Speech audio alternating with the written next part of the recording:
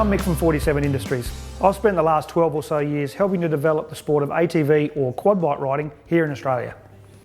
I've seen the sport grow over the years to become a great recreational activity for all kinds of people. There is an aspect of racing with ATVs, as there inevitably is with all forms of motorsport. In fact, 47 Industries managed the largest ATV race team in Australia's history, the Can-Am X team, with 14 riders at one point, spread right across Australia. Racing is great, but it's not for everyone. And because more than 95% of ATV riding, certainly here in Australia, takes place in a farming environment, utility-type four-wheel drive quads have become the most popular choice. For example, in the 12 months to May 2013, Australia sold just over 18,000 full-size quad bikes, and of these, almost 17,500 were utility quads. This is why the most popular form of recreation on ATVs down under isn't racing, it's trail riding. I could go on for hours about how great quad bikes are. They offer health benefits by giving us a chance to get off our iPad and out into the fresh air. And with obesity and depression being two of the biggest health issues we have in Australia today, any excuse for getting outside and exercising should be encouraged. But I guess this could be said about plenty of outdoor activities: dirt bike riding, four-wheel driving and plenty more. But why are quad bikes not considered to be a good, if not better, alternative for experiencing this wide brown land of ours? Do quad bikes impact the environment more than four-wheel drives? Are they noisier than their two-wheeled cousins? Do quad bikes pollute the air more than dirt bikes and four-wheel drives? Are quad bikes more dangerous than dirt bikes? Why are quad bikes always seen as evil? It doesn't really make sense. Tasmania, which is arguably the nation's most environmentally sensitive state, promotes recreational quad bike use. They offer recreational registration and even produce this booklet showing the 9 designated areas, all in the name of increasing tourism. The biggest problem for recreational quad bike riding everywhere else is, unless you've got a big property of your own or access to one, the only way to ride is illegally. But don't think for a second that this is a deterrent. Anyone who drives a four-wheel drive or rides a registered dirt bike in the bush will tell you that quad bikes are out there as well. But because quad bikes can't get any form of recreational registration here in Australia, they also have no insurance should something go wrong. And this isn't going to change unless the registration rules do. So why is this? Why can you register a two-wheel dirt bike for recreational use, but not their four-wheel cousin? Perhaps it's because some people's perception of what a quad bike is somewhat out of date. Back 20 years ago, quad bikes were mainly built for sport, and because of this, they generally had two-stroke engines. These machines were noisy and they blew plenty of smoke if they weren't maintained properly. They also handled poorly in today's standards, but they certainly didn't lack in the power department. Also, because of the high revving characteristics of the two-stroke engines, they tended to break traction and spin the wheels more often than the machines of today. The modern recreational quad bike is almost always four-stroke, so oil is no longer needed to be mixed with the fuel like in the old days. This means little to no smoke, plus they're significantly quieter than the old two-strokes. As far as emissions go, four-wheel drives have bigger engines and diesel-powered machines are becoming more and more popular, all of which make the smaller engine unleaded fuel quad bikes look even better. Modern quad bikes handle exceptionally well, plus they have much bigger tyres than the old two-stroke sport quads, meaning more ground clearance and lower tyre pressures are required, therefore less impact on the environment. In fact, modern quad bikes deliver significantly less impact on the terrain than both two-wheel motorcycles and four-wheel drives. You can see in this sand demonstration that the four-wheel drives leave significant ruts in the soft sand due to the weight of the vehicle and the air pressure in the very wide tyres. A standard 4x4 weighs around 3,000 kilos and runs 30 psi in the tyres. Even in this demonstration, we've lowered the tyre pressures to 12 psi to increase traction, but it still struggles in the soft sand. A standard modern quad bike weighs in at around 300 kilos, 90% less than the 4x4. They also run less than 8 psi in the tyres, and in soft sand like this would run closer to 3 psi. This means a quad bike leaves virtually no impression in the terrain other than the tread print, where the 4x4 can dig a rut up to half a metre deep in the same situation. Two-wheel dirt bikes aren't much better, digging deep ruts in the sand, but their weight and footprint isn't as big as the 4x4, so the impact isn't as great. Another reason why quad bikes are better for the environment than four-wheel drives is the overall width of the machine.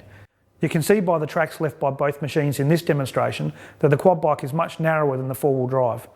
In this situation, it's of no real consequence, but when you come across a tighter situation like this, the narrower footprint and manoeuvrability of the quad bike really comes into its own, whereas the four-wheel drive is far less forgiving to the surrounding vegetation. Sure, a 4x4 can carry more than one person, so we should halve that impact result to fairly compare them. But purpose-built two-seater quad bikes are becoming extremely popular for the recreational trail rider, so perhaps this comparison is quite accurate. Truth be told, the quad bike you see in this demonstration is in fact a Can-Am Outlander Max, a true two-seater quad bike. But two-wheel dirt bikes have a smaller footprint and less weight than a quad bike, so they should cause less impact on the terrain than a quad bike. Well, not exactly. Because dirt bikes run around 15 psi in their tyres, double that of a quad, and because all of the drive from a dirt bike comes from one skinny tyre as opposed to 4 larger tyres on a modern quad bike, they tend to break traction more than a quad bike, digging into the terrain a lot more. So what about the noise issue? If we opened up the bush to recreational quad bike riders, wouldn't the noise be an issue to local residents? Aren't quad bikes noisy? Let's find out. We took a 2-stroke dirt bike, a 4-stroke dirt bike and a 4-stroke quad bike and did some static noise testing at around quarter throttle. The quad bike came in at 78.7 decibels, the 2-stroke dirt bike at 90.4 decibels and the 4-stroke dirt bike at 92.7 decibels. That's a full 14 decibels higher than the quad bike. But this is hardly a fair comparison to how noisy they'd be out in the bush. So we took these same machines out to a secluded private road in northern Tasmania to run a more relevant test. Keep in mind there are plenty of different ways to noise test. This is purely to compare the 3 machines to each other. Riding past a control point at a standard trail riding speed, the advantages of the quad bike became even more apparent. The quad bike came in at 80.9 decibels, the 4-stroke dirt bike recorded 85.2 decibels, and the 2-stroke dirt bike, one of the most common types of dirt bikes for recreational riding, came in at a massive 90.5 decibels. So there you have it, quad bikes are actually quieter than other machines that can already get registration in the bush. So what about safety? A quad bike safe to use for recreational trail riding? Okay, this is where we get into the scary stuff. Yes, people have been killed on quad bikes, you can't argue with that, but you can look at why.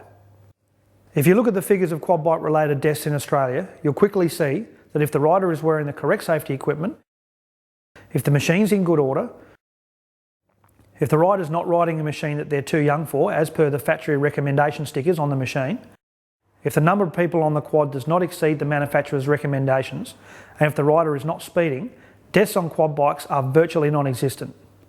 When you race a quad bike, it's mandatory to wear all the correct safety gear, and the governing body for racing, Motorcycling Australia, tell us that in their experience, injury-related deaths on quad bikes simply don't happen. So how do we make sure that when quad bikes are used for recreation, the riders wear and do the right thing? We do the same thing that we do for motorcycle riders and car drivers. We make them accountable to the law. You don't see riders on motorcycles riding around without helmets on because they'd lose their licence and get fines. If you speed in your car, you'll get a fine and you'll lose your licence. So it stands to reason that if quad riders had registration on their machines for recreational trail riding, they would have to wear a helmet and follow the road rules, which we know makes them safer. Rego will make recreational quad riding safer. It's pretty hard to argue with that one. Something that many people don't realise is the technology modern quads have built into them to assist with safety. For example, Can-Am utility quads come with multiple keys, programmed with different speed limits and power curves so novice riders can learn at a comfortable pace. These are intended as a work key on a farm, but what a great safety feature for novice trail riders. We've already seen firsthand that quad bike trail riders are good for the rural communities. We've run several permitted tours for ATV riders through Australian national parks and country areas over the past 5 years, and we've always received great feedback from the local communities. We love it when the quad guys come through town. They get their fuel locally, they eat here at the pub, and to be honest, since they're mostly 40 plus, they never cause any issues and always conduct themselves really well. The quad guys are great for us. They're really organised and always let us know when they're going to be here, just in case they need us, but they never do. Last time they were here, they even ran a charity auction for us and raised nearly $5,000 in one night. We arrange permits for organised quad riding groups from time to time and we really encourage it. They're great for local communities and just good healthy fun.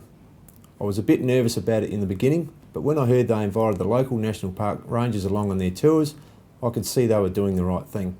I just wish there were more groups like this. It would mean less illegal riding, which means less issues for us to deal with. Now, I'm not expecting people's attitudes towards recreational quad bike riding to change overnight. It does make you think though. If the machines are quieter than dirt bikes, if they cause less environmental impact than four-wheel drives, and if we've already seen that local communities welcome the economic benefits, perhaps we should cut them some slack. Quad bikes have come a long way in the past 20 years. Maybe it's time the registration laws play a little bit of catch up.